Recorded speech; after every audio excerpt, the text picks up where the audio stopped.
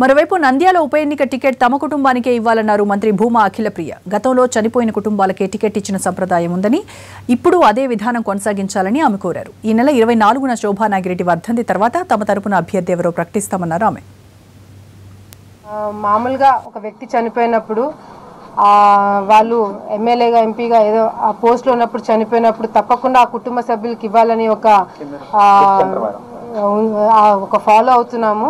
So దాన్ని బట్టి ఈరోజు మరి గతంలో మేము వైఎస్ఆర్సీపీలో ఉన్నప్పుడు శోభా నాగిరెడ్డి గారు చనిపోయినప్పుడు కూడా మన ముఖ్యమంత్రి గారు పోటీ పెట్టలేదు. కుటుంబం సభ్యులకి ఇవ్వాలని చెప్పి కూడా ఆ రోజు ఆయన పోటీ పెట్టకుండా మాకు ఇవ్వడం జరిగింది. మరి ఇప్పుడు కూడా అన్ని పార్టీలు కూడా అదే పద్ధతి ఫాలో అయ్యి భూమా నాగిరెడ్డి లాంటి ఒక వ్యక్తి చనిపోయినప్పుడు వాళ్ళ మీద పోటీ పెట్టకూడదనే ఒక ఆలోచనలో కూడా అందరూ ఉన్నారని కూడా మేము నమ్ముతున్నాము.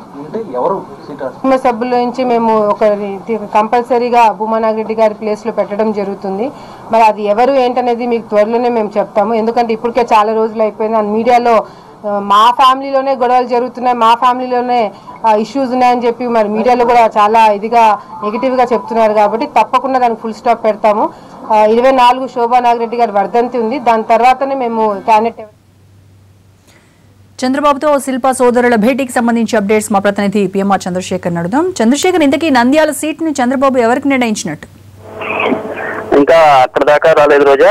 ప్రస్తుతం ఇంకా చర్చలు అయితే కొనసాగుతా ఉన్నాయి. ఇంతకు ముందు చెప్పుకున్నట్టుగానే ఎవరికి మటుకు వారు తమకే ఈ సీటు కావాలనే పట్టు మీదే ఉన్నట్టుగా మనకు సమాచారం ఉంటుంది. సో వీటన్నిటిని సార్ట్అవుట్ చేసే దిశగానే చంద్రబాబు నాయుడు ప్రయత్నిస్తున్నట్టు తెలుస్తుంది. ఈ రోజు ఉదయం నుంచి కూడా సోమిరెడ్డి చంద్రమోహన్ రెడ్డి అలాగే ఆదినారాయణ రెడ్డి, మంత్రి ఆదినారాయణ రెడ్డి వీళ్ళిద్దరూ కూడా దఫాలుగా చర్చలు శిల్పా వర్గీయులతో, ప్రధానంగా శిల్పా మోహన్ రెడ్డితో చర్చలు జరిపినట్లుగా తెలుస్తుంది. సో దీంట్లో భాగంగా మనకు అందుతున్న సమాచారం మేరకు కొద్దిగా శిల్పా మోహన్ రెడ్డి కొద్దిగా మెత్తపడ్డట్టుగా కనిపిస్తుంది. అంటే 2019 ఎన్నికలు, అంటే వచ్చే ఎన్నికల్లో ఖచ్చితంగా Telugu Desam party ticket, Nandyal ticket, ఇప్పుడు ప్రస్తుతం ఉప ఎన్నికల్లో ఏ టికెట్ అయితే ఆశిస్తున్నారో దాన్ని 2019 ఎన్నికల్లో ఖచ్చితంగా నంద్యాల టికెట్ ను శిల్పా మోహన్ రెడ్డికి ఇచ్చే అవకాశాలు ఎక్కువగా ఉన్నట్లుగా ఒక ప్రతిపాదనను శిల్పా మోహన్ రెడ్డి ముందుకు తెస్తున్నట్టుగా తెలుస్తుంది. సో ఈ నేపథ్యంలో అంత తొందరపడ్డం దేనికి, ప్రస్తుతం సాంప్రదాయాలను పాటిస్తే బాగుంటుందన్న ఒక మధ్యవాదంగా ఒక ప్రతిపాదన తీసుకొచ్చే అవకాశాలు ఉన్నట్లుగా మనకు సమాచారం ఉంటుంది. ప్రస్తుతం ఇంకా భేటీ అయితే కొనసాగుతోంది. సో మరి కొద్దిసేపట్లో దానికి సంబంధించిన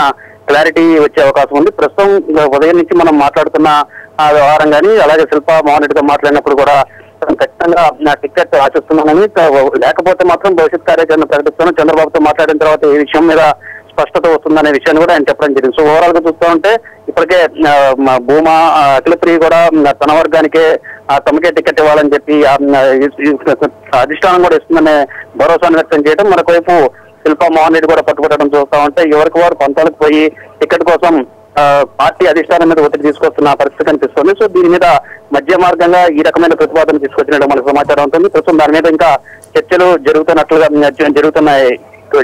రైట్ చంద్రశేఖర్.